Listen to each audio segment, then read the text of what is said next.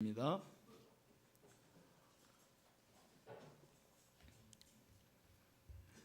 네, 17장 16절부터 31절 한 절씩 교독합니다. 바울이 아덴에서 그들을 기다리다가 그 성에 우상이 가득한 것을 보고 마음에 격분하여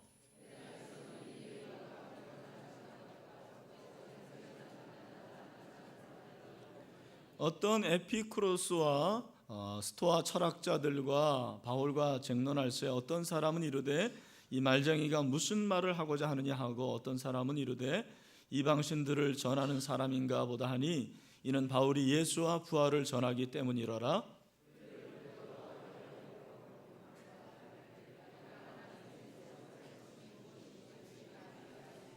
내가 어떤 이상한 것을 우리 귀에 들려주니 그 무슨 뜻인지 알고자 하노라 하니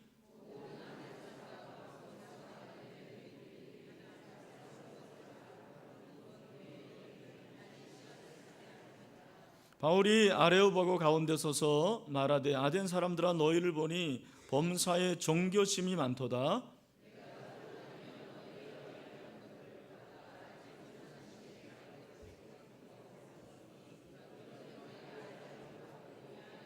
내가 너희에게 알게 하리라. 우주와 그 가운데 있는 만물을 지으신 하나님께서는 천지의 주제시니 손으로 지은 전에 계시지 아니하시고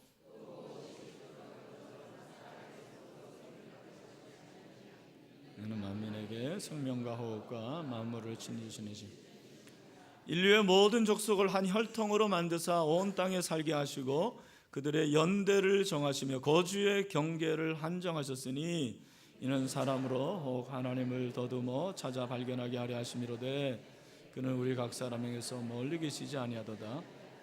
우리가 그를 힘입어 살며 기동하며 존재하느니라. 너희 시인 중 어떤 사람들의 말과 같이 우리가 그의 소생이라 하니 이와 같이 하나님의 소생이 되었은즉 하나님을 근이나 인이나 돌에다 사람의 기술과 고안으로 새긴 것들과 같이 여길 것이 아니니라. 알지 못하던 시대에는 하나님이 간구하셨거니와 이제는 어디든지 사람에게 다 명하사 회개하라 하셨으니 이는 정하신 사람으로 하여금 천하를 공의로 심판을 하를 작정하시고 이에 그를 죽은 자 가운데서 다시 살리신 것으로 모든 사람에게 믿을 만한 증거를 주셨음이니라 하니라. 아멘. 네, 같이 인사하겠습니다. 한 주일 동안 평안하셨습니까? 우리는 하나님의 가족입니다. 네, 우리 각실에서도 우리는 하나님의 가족입니다. 감사합니다. 하이테크 시대의 바른 영성은 이런 제목으로 말씀을 전하겠습니다. 지난 2013년에 영국의 그 옥스퍼드 대학의 칼 베네딕트 프레이 교수와 마이클 오스본 교수가 보고서를 발표했습니다. 그 내용은 현재 직업의 47%가 향후 20년 안에 사라질 가능성이 크다라는 거예요. 어떤 직업이 사라질 가능성이 큰가? 먼저 이제 말씀드리는 것은 혹시 이 직업에 해당되는 분들 너무 절망하지 마시고 그냥 가능성이 있는 거니까요.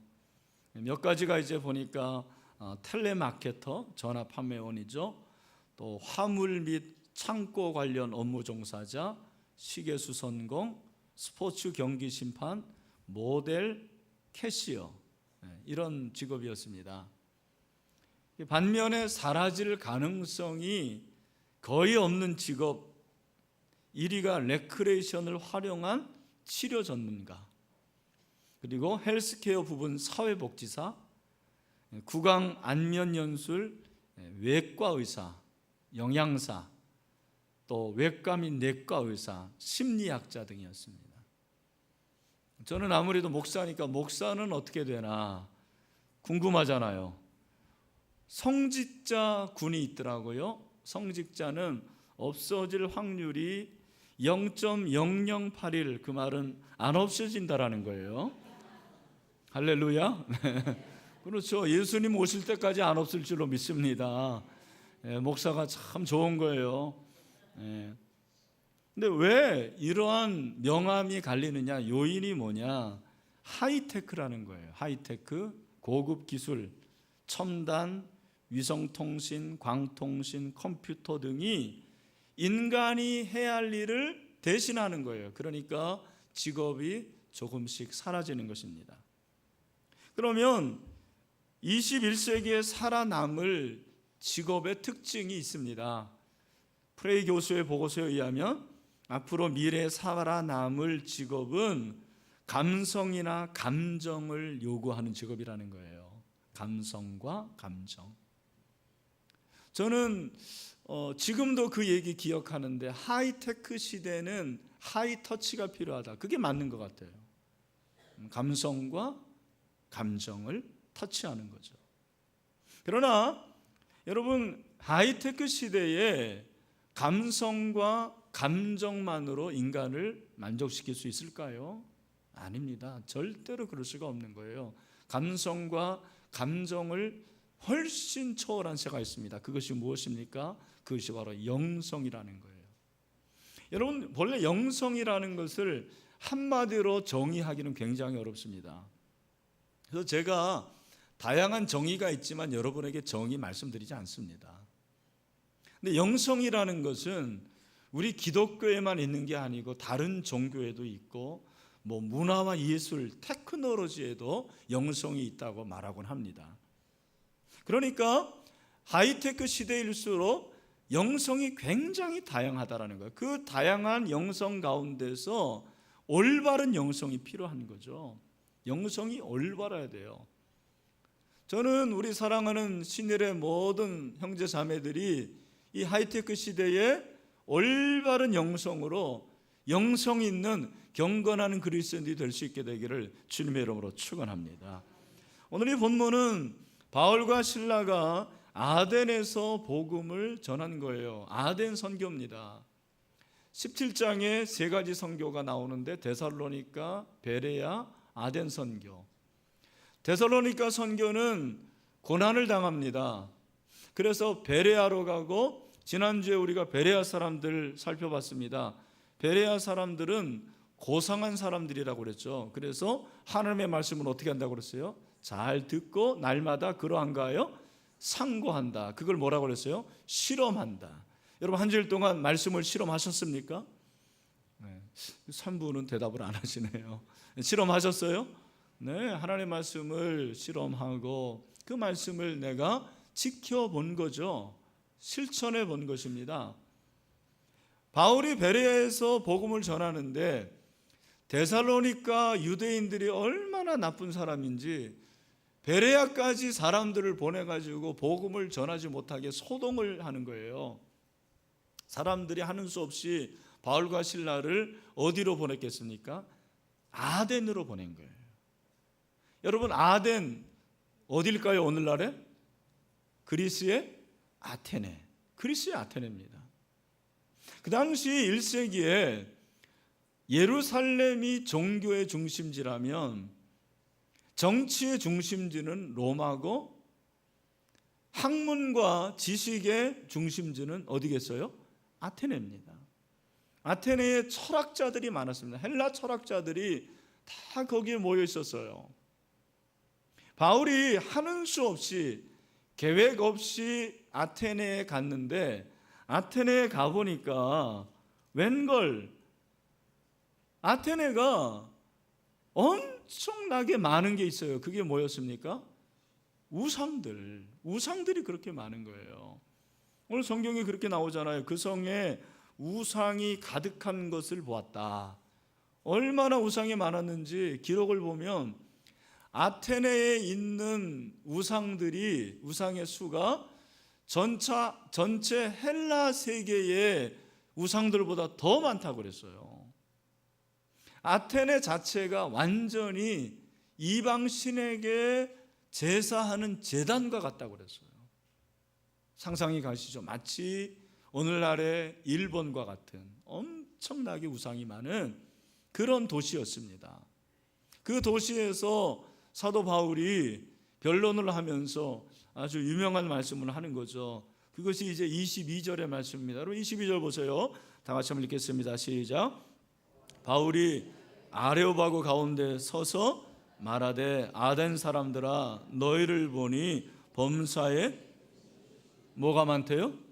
종교심이. 뭐가 많다? 종교심. 여러분, 여기 이 종교심이라는 것은 뭘 말하냐면 어떤 신에 대한 존경과 두려움이 종교심이에요. 우리가 믿는 살아계신 하나님만 말하는 게 아니고 각자가 믿는 그 신을 존경하고 두려워하는 것이 바로 종교심이라는 거예요. 다시 말해서 영성이죠, 영성. 아테네 사람들이 영성이 있었어요. 영성이 깊었습니다. 그러나 그 영성이 바른 영성이 아니었어요. 거짓된 영성이었습니다. 오늘 본문에서 사도 바울이 과연 바른 영성이 무엇인가를 그들에게 가르쳐 준 거죠. 설교를 통해서 그들에게 말씀을 하시는 것입니다. 여러분, 과연 바른 영성이 무엇일까요? 우리가 이 테크놀로지 시대를 살고 있는데 이 하이테크 시대에 바른 영성이 무엇인가? 오늘 본문에서 저는 두 가지로 살펴봅니다. 첫 번째는 살아계신 하나님과의 개인적인 관계가 바른 영성이라는 거예요. 뭐가 바른 영성이다? 살아계신 하나님과의 개인적인 관계. 여러분, 바울이 그 우상들을 보고서 어떻게 하냐면 격분했다고 그랬어요. 16절 하반절에 그 성에 우상이 가득한 것을 보고 마음에 격분하여. 이 격분이라는 단어 무슨 말입니까? 엄청나게 화냈다라는 거예요. 저는 그 마음 이해가 갑니다. 그 격분한 마음을 가지고 어디로 가냐면 회당으로 가요. 사도행전에 선교는 제일 먼저 유대인 회당에 가요. 왜냐하면 거기 유대인들을 만나니까. 그리고 사람들을 많이 만나야 되니까 어디로 갔겠습니까? 시장으로 가요. 장터, 시장에 갔습니다. 시장에 가서 사람들을 많이 만났습니다. 근데 그 시장에 가보니까 철학자들이 있었어요. 에피쿠로스와 스토아 철학자. 철학이라는 말 나오니까 머리가 아프죠? 여러분, 간단하게 말하면 에피쿠로스 철학자들은, 이 사람들은 쾌락주의자들이에요. 쾌락이 최고의 선이다. 이것을 강조하는 사람들이 에피쿠로스예요. 반면에 스토아는 여러분 들어보셨을 거예요. 스토아 철학은 금욕주의 철학입니다. 이 사람들은 금욕을 강조하는 거예요. 완전히 다른 사람들이죠. 에피쿠로스는 무신론자들입니다. 그러나 스토아 철학자들은 범신론자들이에요. 여러분, 이 철학자들을 만나는데 바울이 철학자들에게 말씀을 전하니까요, 이 사람들이 처음 들어보는 소리예요. 자기들이 정말 지금까지 학문을 연구했지만 이러한 소리를 들어본 적이 없어요. 거의 그랬잖아요. 여러분, 오늘 본문에 보면 19절에 그를 붙들어 아레오버거로 가며 말하기를 내가 말하는 이 새로운 가르침이 무엇인지 우리가 알 수 있겠느냐. 굉장히 관심을 가졌어요, 복음에 대해서. 바울이 전하는 그 부활, 바울이 전하는 그 복음 너무너무 새로워가지고 우리 가자 해서 아레오바고로 바울을 인도합니다. 아레오바고가 뭐냐? 오늘날로 말하면, 우리나라로 말하면 광화문 같은 데입니다. 그 아테네의 중심으로 가가지고 네가 말하는 게 뭔지 한번 듣고 싶다 해서 바울이 24절부터 자기가 알고 있는 하나님에 대해서 설명을 하는 거예요. 변증을. 이 변론이라고 그랬는데 이게 이제 변증입니다. 여러분, 사도행전 이 17장에 나오는 바울이 말하는 하나님은 정말 놀라운 하나님이에요. 참 바울의 그 신학적인 깊이, 철학적인 깊이가 예사롭지 않습니다. 하나님이 어떤 하나님이라고 그랬어요? 24절 우주와 그 가운데 있는 만물을 지으신 하나님께서는 무슨 말입니까? 여러분, 하나님은 창조주 하나님이십니다. 믿으십니까? 하나님은 어떤 하나님이다? 창조주 하나님. 나를 누가 지었어요? 하나님. 이 우주 만물을 누가 지었습니까? 하나님. 모든 믿음은 창조주 하나님으로부터 시작이 되는 거예요. 창세기 1장 1절이 믿어져야지 요한계시록 마지막이 믿어지는 겁니다. 여러분, 창조주 하나님을 믿으시길 바랍니다.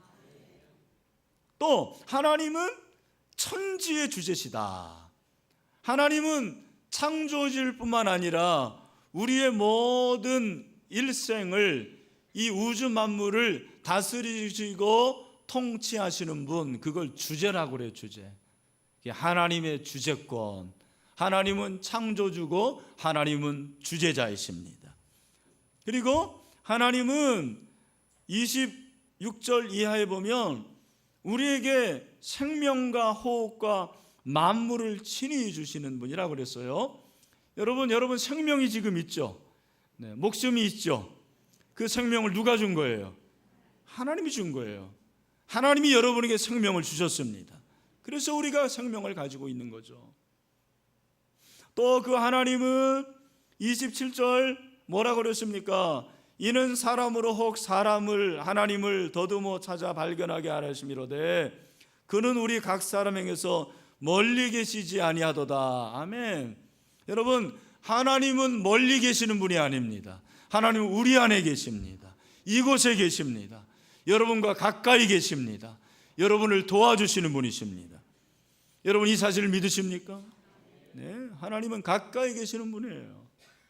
멀리 계시는 분이 아닙니다. 여러분이 기도해야 될 이유가 뭐냐면 하나님이 가까이 계시는 분이기 때문입니다. 또한 그 하나님은 29절, 우리 다 같이 한번 29절 읽어볼까요? 시작. 이와 같이 하나님의 소생이 되었은즉 하나님을 금이나 은이나 돌에다 사람의 기술과 고안으로 새긴 것들과 같이 여길 것이 아니니라. 여러분, 하나님의 소생은 자녀죠.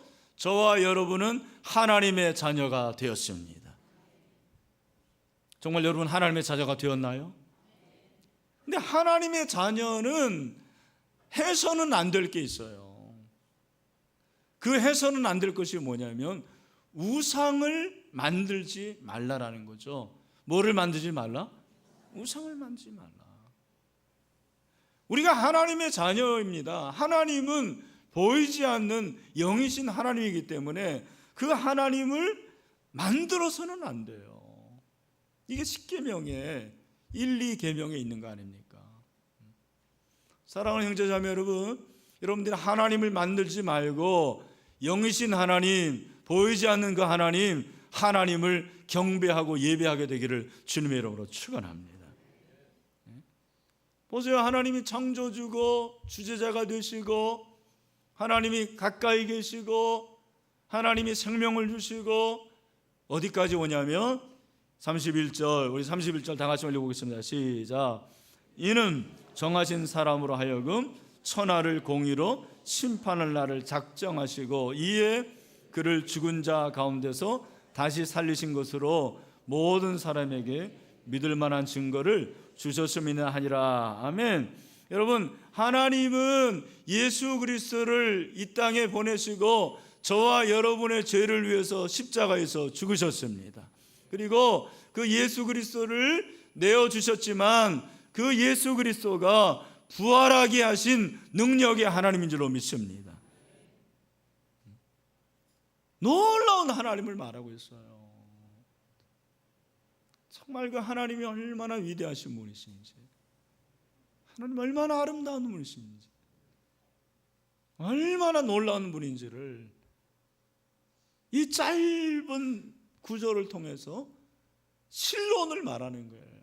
우리 신학교에서 신론을 한 학기 동안 배우거든요. 제가 볼 때는 이 짧은 구절로 조직신학의 신론을 그냥 간단하게 압축했어요. 여러분, 모든 종교에 영성이 있다고 그랬잖아요. 잘 들으셔야 됩니다. 졸지 말고. 불교에도 영성이 있는 사람들이 있습니다.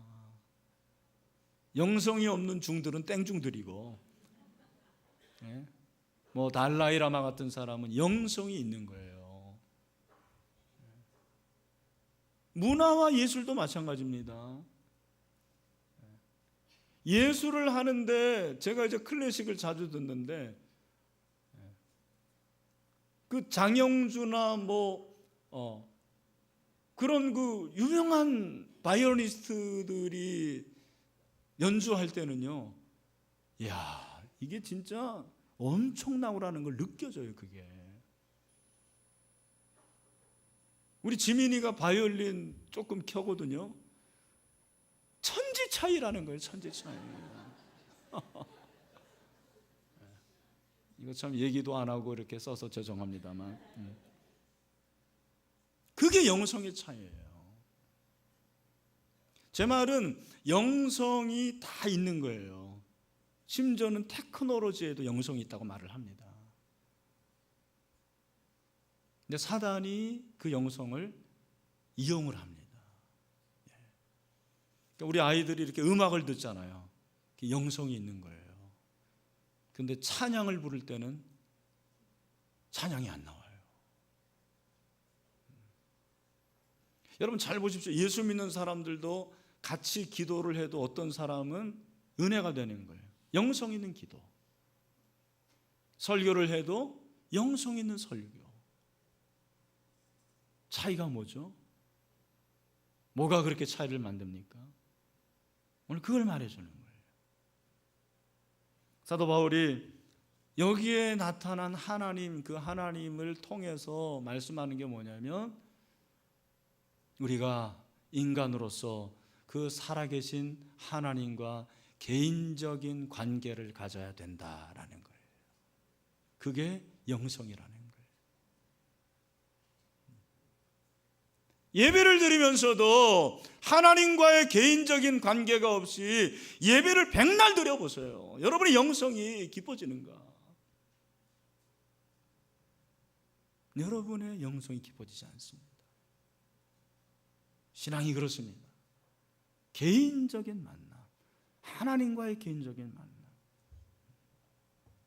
기독교 영성의 독특성은 살아계신 하나님과의 수직적인 관계를 말하는 것입니다. 최고의 영성가가 누굽니까? 예수 그리스도 아닙니까? 예수 그리스도는 아버지 하나님과 하나 되었죠. 늘 아버지 하나님에 대한 믿음과 소망과 사랑이 있었습니다. 늘 아버지 하나님 안에 있었습니다. 그러니까 예수 그리스도가 최고의 영성가죠. 우리 주님과 같은 분이 어디 있습니까?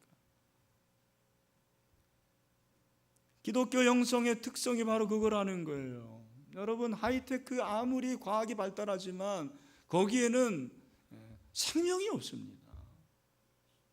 로봇이 그렇게 발달한다잖아요. 하이테크의 총화가 사실은 로봇이라고 합니다.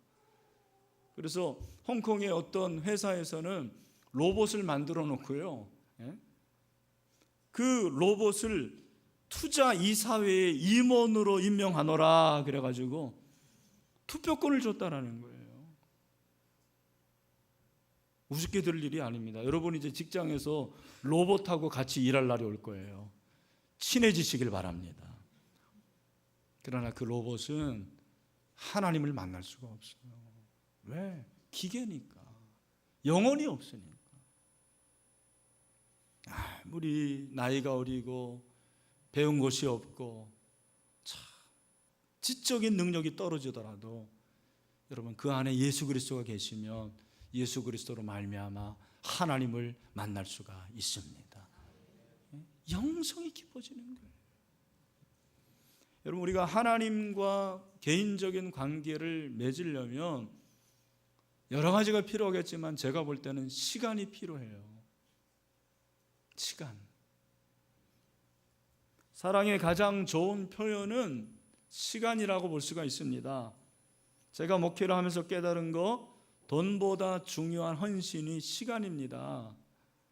오늘도 여러분 이 자리에 이렇게 시간을 드린 거잖아요. 그냥 온라인으로 11조 쫙 보내고, 그게 무슨 신앙입니까? 시간을 드리는 거예요. 우리가 하나님과의 그 살아있는 하나님과의 만남을 그렇게 사모한다면 시간을 드려야 되는데 시간을 아까워하는 거예요. 시간을 소홀히 합니다. 여러분, 저도 마찬가지입니다. 목사로서 해야 할 일이 쫙 있는데 그 하나님과의 개인적인 관계, 개인적인 만남이 자꾸 2순위, 3순위로 가는 거예요. 물론 제가 새벽 기도하고 새벽 기도 끝난 다음에 기도도 합니다만, 제가 그래서 얼마 전에 생각했어요. 야, 내가 그냥 목사니까 새벽 기도하고 하는데 그거 말고 그냥 자발적으로 개인적으로 내가 하나님을 만나는 시간을 가져보자. 그래서 매일은 아니지만은요, 오후나 오전에 제가 또 한 번 이 본당에 와요. 아무도 없죠. 깜깜해요. 여러분, 이게 조명이 있어서 그렇지 우리 본당이 낮에도 깜깜해요. 그럼 제가 저 3층에 저 유리창 왼쪽에 있어요. 거기 앉으면 희미한 빛이 이렇게 비춰집니다. 그러면 그 빛으로 성경을 읽고 제가 개인적으로 기도해요. 새벽 기도 끝나고 강단에서 하는 기도가 주로 목회적인 기도라면 제가 개인 기도를 하는 거예요. 내 영혼을 위해서, 저 영성을 위해서. 얼마나 좋은지 모르겠어요. 여러분은 저처럼 그렇게 자주 교회 올 수 없잖아요. 그러나 여러분도 얼마든지 살아계신 하나님을 개인적으로 만날 수가 있습니다. 어떻게 해요? 여러분의 사무실에서 잠깐, 여러분의 사업장에서 잠깐, 아니면 집에 와서 잠자기 전에 잠깐이라도 5분이라도 10분이라도 정말 다른 거 말고 뭐 이거 해주세요 말고 여러분의 영성을 위해서, 여러분의 성령 충만을 위해서, 여러분의 영혼을 위해서 한번 하나님과 만나보세요. 그 만남이 있어야지 영성이 깊어지는 거예요. 그냥 짜여진 프로그램, 짜여진 예배에 참석한다고 되는 게 아닙니다. 우리 사랑하는 형제자매 여러분, 우리는 은혜의 보좌 앞에 때를 따라 나가는 자들입니다. 그러므로 우리는 긍휼하심을 받고 때를 따라 돕는 은혜를 얻기 위하여 은혜의 보좌 앞에 담대히 나아갈 것이니라. 아멘. 날마다 수시로 때때로 끊임없이 살아계신 하나님과 만나고 관계를 맺는 영성 있는 사람이 되시기를 주님의 이름으로 축원합니다. 또 한 가지, 하이테크 시대의 올바른 영성은 사랑으로 열매 맺는 것입니다. 한번 따라합시다. 사랑으로 열매 맺는 영성. 우리가 읽지는 않았지만 바울의 아덴 선교의 결과는 사실 초라했어요. 34절, 몇 사람이 그를 가까이 하여 믿으니, 몇 사람이 예수 믿은 거예요? 몰라요. 그러나 손에 꼽을 정도라는 거예요. 복음 전했는데 몇 사람이 예수 믿었어요. 어떤 학자들은 바울의 아덴 선교는 실패했다라고 말합니다. 여러분 잘 들으십시오. 저는 바울이 아덴에서 복음 전도에 실패했다고 생각하지 않습니다. 이유가 뭔지 아십니까? 복음 전도에는 실패가 없기 때문입니다. 몇 사람 예수 믿게 하면 실패고 수천 명이 예수 믿으면 성공입니까? 아니에요. 그렇지 않습니다. 그런데 저는 이 본문을 보면서 실패는 아니나 왜 아덴 선교회는 이렇게 열매가 작았을까? 그런 질문을 해보는 거예요. 왜 아덴 선교회는 몇 사람만 예수 믿었을까? 여러분 중에 믿음 있는 사람들은 아이 목사님 당연하죠. 하나님이 하신 건데요. 뭐 할 말 없습니다. 그러나 그거 말고 여러분 이 본문을 보면 바울이 아덴을 보면서 어떻게 반응했다고 그랬죠? 16절에 보니까 마음에 어떻게 했다고 그랬어요? 격분했다고 그랬어요. 마음에 어떻게 했다? 격분했다. 여러분 격분한 것이 무엇입니까? 격분이라는 것은 분을 내는 거예요. 마음속에 고통이 있고 분통이 떠지는 상태를 가리켜서 격분이라고 하는 거예요. 제가 서두에 말씀드렸어요. 저는 바울의 마음을 제가 얼마나 이해하겠습니까만 그래도 심정적으로 이해가 가요. 왜? 전도하다 보면 꼭 이렇게 염장을 지르는 사람들이 나오기 때문입니다. 그 중에서도 어떤 사람들이 제일 염장을 지르느냐? 나도 왕년에 교회 다녀봤다는 사람들. 이 세상에서 제일 무서운 사람이 누구냐면 책 한 권 읽고 덤비는 사람이에요. 근데 교회 한두 번 다녀봤다는 사람들이 제일 무서운 사람들이에요. 보니까 또 나 왕년에 청년부 회장했다는 사람 제일 무서운 사람들이에요. 청년부 회장. 미션 스쿨 다녔고 4주를 가까이 다 한다고 하는 사람들. 정말 복음을 전하면은 비웃습니다. 그럴 때 마음에 화가 치밀죠. 화가 치밉니다. 아마 바울은 저하고는 차원이 다른 그런 분을 가졌을 것입니다. 엄청난 의분. 여러분 그런데 바울이 여기서 중요한 포인트를 놓친 것 같습니다. 그것이 무엇이냐? 그 의분과 동시에 하나님 앞에 기도했어야 한다고 저는 생각을 해요. 하나님, 이 도시가 우상으로 가득 차 있습니다. 이 사람들이 지식은 발달했는데 하나님을 모릅니다. 제 마음에 분이 생깁니다. 그러나 하나님, 이들을 사랑할 수 있는 마음을 저에게 주시기를 원합니다. 사랑이 없었던 거예요. 사랑이 없었어요. 제 생각은 그래요. 사랑의 영성. 여러분, 나이가 들면 깨달아지는 것들이 많아서 좋은 것 같아요. 제가 참 우리 어르신들 앞에서 죄송합니다만 나이가 들면 참 좋아지는 것들이 있더라고요. 그 중에 하나가 과일이에요. 과일. 여러분 과일 좋으시죠? 안 좋으세요? 네, 과일 좋아하시죠? 네. 근데 과일을 저는 먹을 때마다 참 신기한 것 같아요. 하나님이 어떻게 이런 과일을 만드셨나? 여러분 신기하지 않습니까?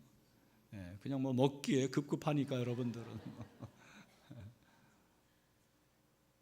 근데 더 신기한 것은 모든 과일에는 공통점이 있습니다.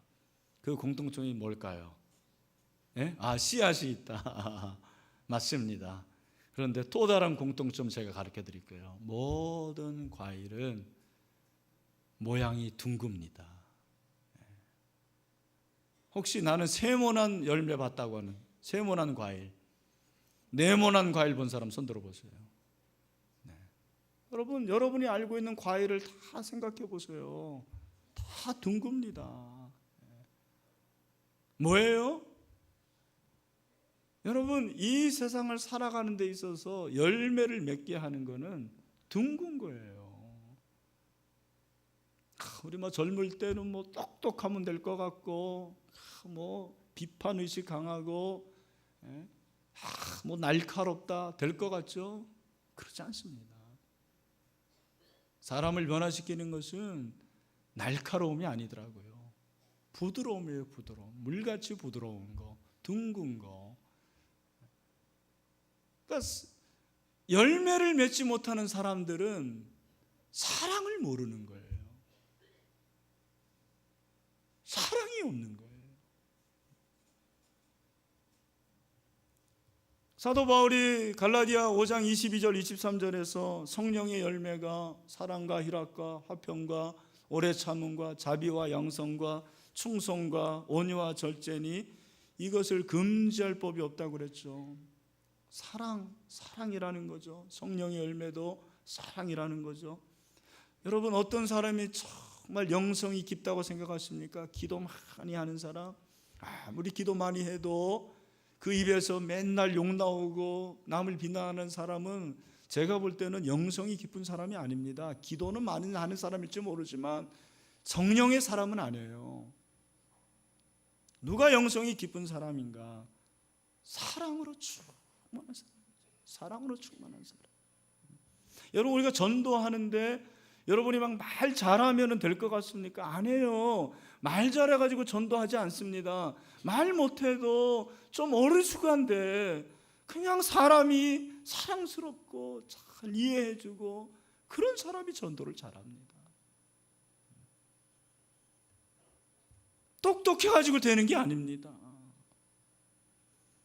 아프리카 선교를 위해서 평생을 바친 선교사 리빙스턴이 한 번은 사자를 만나서 팔 하나를 잃었습니다. 그럼에도 불구하고 그는 죽을 때까지 아프리카를 떠나지 않아요. 아프리카에서 하나님의 부름을 받습니다. 리빙스턴이 죽자 영국 선교본부에서 장례식을 거행하기 위해서 시신을 배에 모시고 영국으로 돌아오려고 했습니다. 그런데 리빙스턴의 시신을 옮기려고 배에 실는데 갑자기 원주민들이 몰려오기 시작한 거예요. 이분들이 다 리빙스턴을 통해서 예수를 믿게 된 사람들입니다. 이들이 요구를 하는 거예요. 어떤 요구냐? 리빙스턴의 시신은 영국으로 옮기는 것은 가능하지만 리빙스턴의 심장만큼은 아프리카에 묻어달라는 거예요. 선교본부가 고심을 합니다. 어떻게 해야 되나? 여러분, 심장을 남기려면 심장을 시신에서 꺼내야 되잖아요. 영국의 선교본부가 고심을 한 후에 리빙스턴의 심장을 끄집어내서 아프리카 교회에 주고 시신은 영국으로 옮깁니다. 리빙스턴의 시신은 지금도 웨스트민스터 묘에 묻혀 있지만 그의 심장은 아프리카에 묻혀 있습니다. 그의 심장이 과연 어떤 심장이었기에? 그의 심장에 무엇이 있었기에 그들은 리빙스턴의 심장을 원했을 거예요. 과연 나에게 이런 심장이 있는가 생각해 봅니다. 과연 여러분에게 이런 심장이 있습니까? 베드로서 1장 4절에서 사도 베드로가 말하죠. 이로써 그 보배롭고 지극히 큰 약속을 우리에게 주사 이 약속으로 말미암아 너희가 정욕 때문에 세상에서 썩어질 것을 피하여 신성한 성품에 참여하는 자가 되게 하셨느니라. 개역성경은 신의 성품에 참여하는 자라고 하더라고요. 무슨 말입니까? 영성 있는 자라는 거예요. 여러분, 저와 여러분이 정말 이 세상을 마무리하고 저 영원한 천국에 갈 때 우리 모두 다 하나님의 성품에 참여한 자들이 되기를 간절히 소원합니다. 어떻게 이렇게 될 수 있습니까? 5절부터 7절의 말씀이에요. 우리 다 같이 한번 읽겠습니다. 시작. 그러므로 너희가 더욱 힘써 너희 믿음의 덕을, 덕의 지식을, 지식의 절제를, 절제의 인내를, 인내의 경건을, 경건의 형제우애를, 형제우애의 사랑을 다. 맨 마지막이 뭐예요? 사랑입니다. 사랑. 사랑하는 신들의 형제 자매 여러분, 저는 여러분들이 사랑의 영성을 갖게 되기를 간절히 소원합니다. 사랑 충만해야 돼요. 사랑으로 충만해야 됩니다. 이것이 진정한 영성이에요. 그것이 올바른 영성입니다. 말씀을 냈습니다. 여러분, 하이테크 시대일수록 올바른 영성이 필요한 거죠. 수직적으로 살아계신 하나님과의 개인적인 관계를 통해서 여러분의 영성이 더욱더 깊어지고 성령 충만했으면 좋겠습니다. 수평적으로 사랑의 영성으로 사랑의 열매를 많이 맺을 수 있는 그런 경건한 그리스도인들이 다 될 수 있게 되기를 주님의 이름으로 축원합니다. 좋으신 하나님 아버지,